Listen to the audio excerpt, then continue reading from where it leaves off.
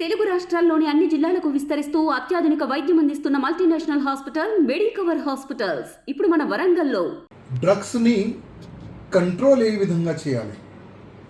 మన తెలంగాణ కాకుండా ఆంధ్రప్రదేశ్ నుంచి కానీ, ఒడిశా నుంచి కానీ, వేరే వేరే రాష్ట్రం నుంచి మన తెలంగాణకి చాలా పెద్ద ఎత్తున డ్రగ్స్ సప్లై అవుతుంది. అదేవిధంగా ఇవాళ మనం చూస్తున్నాం, ఎక్కువ శాతము డ్రగ్స్ యూజ్ అయ్యేది పబ్లో. మన హైదరాబాద్ సిటీ కానీ, సికింద్రాబాద్ సిటీ కానీ, బంజారాహిల్స్ ఏరియాలో కానీ ఎన్ని పబ్లు ఉన్నాయి, ప్రతి ఒక్క పబ్లో డ్రగ్స్ సప్లై అవుతుంది. యువకులు కానీ, యువతులు కానీ ఎక్కువ శాతం డ్రగ్స్కి అలవాటు పడుతున్నారు. దీన్ని ఏ విధంగా కంట్రోల్ చేయాలి? నేను కొన్ని రోజుల ముందు ఒక వీడియో కూడా చూసిన. మా తెలంగాణ సూపర్ స్టార్ చిరంజీవి గారు కూడా ఒక మంచి మెసేజ్ కూడా వాళ్ళు ఇచ్చినారు.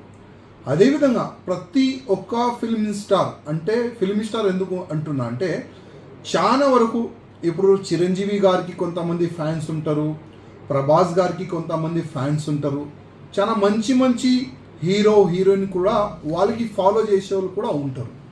వాళ్ళు కూడా చిరంజీవి గారు లాగా ఒక మంచి మెసేజ్ ఇవ్వాలని నేను అందరికీ కోరుతున్నాను. అదేవిధంగా యాంటీ నార్కోటిక్స్ ఒక టీం కూడా ఏర్పాటు చేసినారు తెలంగాణ గవర్నమెంట్.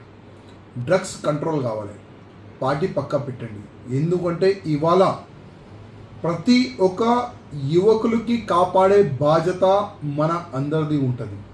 అదేవిధంగా నేను ముఖ్యమంత్రి రేవంత్ రెడ్డి గారికి రిక్వెస్ట్ చేస్తున్నా, ఎవరైనా పబ్లో కానీ, పబ్ బయట కానీ, ఏదైనా బస్తీలో కానీ, ఏదైనా కాలనీలో కానీ, ఏదైనా ఏరియా కానీ అక్కడ డ్రగ్స్ అమ్మేవాళ్ళు దొరికితే వాళ్ళపైన కేసు పెట్టకండి. ఉత్తరప్రదేశ్లో ఏ విధంగా క్రైమ్ని కంట్రోల్ ముఖ్యమంత్రి యోగి ఆదిత్యనాథ్ గారు చేస్తున్నారు, కొద్దిగా దృష్టి పెట్టండి. ఎందుకంటే భయం లేకపోతే ఎవరు కూడా ఈ డ్రగ్స్ అమ్మేది మానరు.